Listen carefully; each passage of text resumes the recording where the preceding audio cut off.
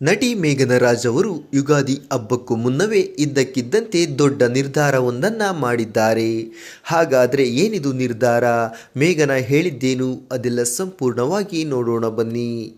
ನಟಿ ಮೇಘನಾ ರಾಜ್ ಅವರು ಪತಿ ಚಿರುವನ್ನು ಕಳೆದುಕೊಂಡ ಬಳಿಕ ಇನ್ನೊಂದು ಮದುವೆಯಾಗಬೇಕು ಎನ್ನುವುದು ಅವರ ಕುಟುಂಬದವರು ಹಾಗೂ ಅವರ ಅಸಂಖ್ಯ ಅಭಿಮಾನಿಗಳ ಆಶಯ ಕೂಡ.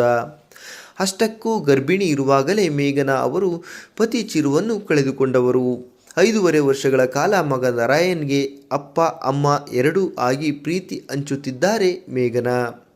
ಆದರೆ 35 ವರ್ಷದ ಮೇಘನಾ ಅವರು ಇನ್ನೊಂದು ಮದುವೆಯಾಗುವ ಬಗ್ಗೆ ಅನೇಕರು ಹೇಳುತ್ತಿರುವ ನಡುವೆಯೇ ಮೇಘನಾ ತಮ್ಮ ಎರಡನೆಯ ಮದುವೆಯ ಬಗ್ಗೆಯೂ ಅಚ್ಚರಿಯ ಸುದ್ದಿ ಹಂಚಿಕೊಂಡಿದ್ದಾರೆ. ಮಗುವಿಗೆ ಸಿಂಗಲ್ ಮದರ್ ಆಗುವುದು ತುಂಬಾ ಕಷ್ಟ ಎಂದಿದ್ದಾರೆ ಮೇಘನಾ. ಮಗುವಿನಿಂದ ತುಂಬ ಎಕ್ಸ್ಪೆಕ್ಟೇಷನ್ ಇರುತ್ತದೆ. ಅದರಲ್ಲಿಯೂ ನನಗೆ ಇರುವುದು ಗಂಡು ಮಗ.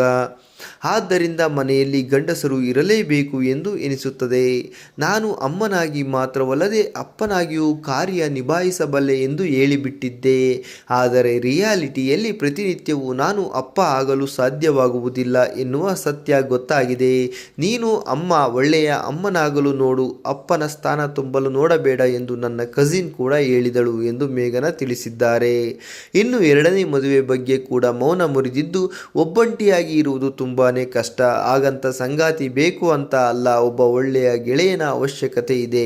ಮುಂದೆ ಮದುವೆ ವಿಷಯ ಬಂದರೆ ಖಂಡಿತ ಯೋಚಿಸಿ ನಿರ್ಧಾರ ತೆಗೆದುಕೊಳ್ಳುತ್ತೇನೆ ಎಂದಿದ್ದಾರೆ ಮೇಘನಾ. ಇದರಿಂದ ಮೇಘನಾ ಪರೋಕ್ಷವಾಗಿ ಮದುವೆಗೆ ಗ್ರೀನ್ ಸಿಗ್ನಲ್ ಕೊಟ್ಟಿದ್ದಾರೆ.